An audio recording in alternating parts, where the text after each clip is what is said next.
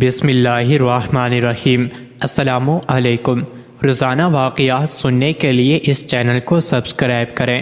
Baghdad کے حاکم ابراہیم بن اسحاق نے ایک رات خواب میں حضور اکرم صلی اللہ علیہ وآلہ وسلم کو دیکھا اور حضور صلی اللہ علیہ وآلہ وسلم نے اس سے فرمایا، قاتل کو رہا کر دو۔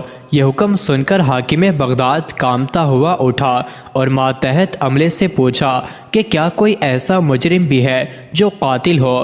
انہوں نے بتایا کہ ہاں، ایک ایسا شخص بھی ہے جس پر الزام قتل ہے۔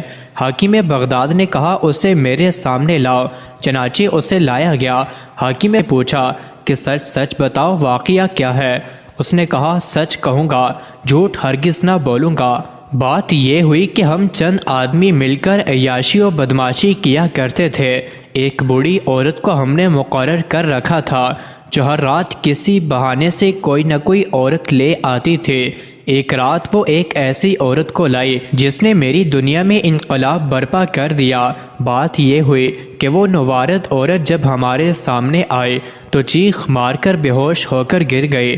میں نے اسے اٹھا کر ایک دوسرے کمرے میں لا کر اسے ہوش میں لانے کی کوشش کی، اور جب وہ ہوش میں آ گئی تو اس سے چیخنے اور بے ہوش ہونے کی وجہ پوچھی۔ وہ بولی، اے نوجوان، میرے حق میں اللہ سے ڈر۔ پھر کہتی ہوں کہ اللہ سے ڈر۔ یہ بڑھیا تو مجھے بہانے ہی بہانے سے اس جگہ لے آئی ہے۔ دیکھ، میں ایک شریف عورت ہوں اور سیدہ ہوں۔ میرے نانا رسول اللہ صلی اللہ علیہ وآلہ وسلم اور میری ماں فاطمۃ الزہرا ہے۔ خبردار، اس نسبت کا لحاظ رکھنا اور میری طرف بدنگاہی سے نہ دیکھنا۔ میں نے جب اس پاک عورت سے جو سیدہ تھی یہ بات سنی تو لرز گیا اور اپنے دوستوں کے پاس آ کر انہیں حقیقت حال سے آگاہ کیا اور کہا کہ اگر عاقبت کی خیر چاہتے ہو تو اس مکرمہ معظمہ خاتون کی بے ادبی نہ ہونے پائے۔ میرے دوستوں نے میرے اس وعظ سے یہ سمجھا کہ شاید میں ان کو ہٹا کر خود تنہا ہی ارتکاب گناہ کرنا چاہتا ہوں اور ان سے دھوکہ کر رہا ہوں۔ اس خیال سے وہ مجھ سے لڑنے پر آمادہ ہو گئے۔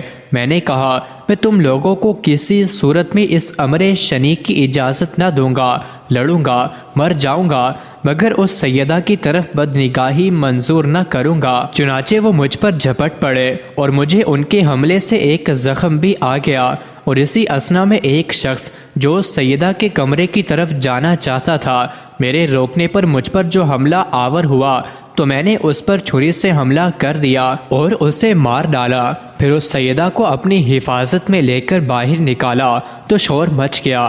چھری میرے ہاتھ میں تھی، میں پکڑا گیا اور آج یہ بیان دے رہا ہوں۔ حاکم بغداد نے کہا، جاؤ، تمہیں رسول اللہ صلی اللہ علیہ وآلہ وسلم کے حکم سے رہا کیا جاتا ہے۔ مزید ایسی ہی ویڈیوز کے لیے چینل کو ضرور سبسکرائب کریں۔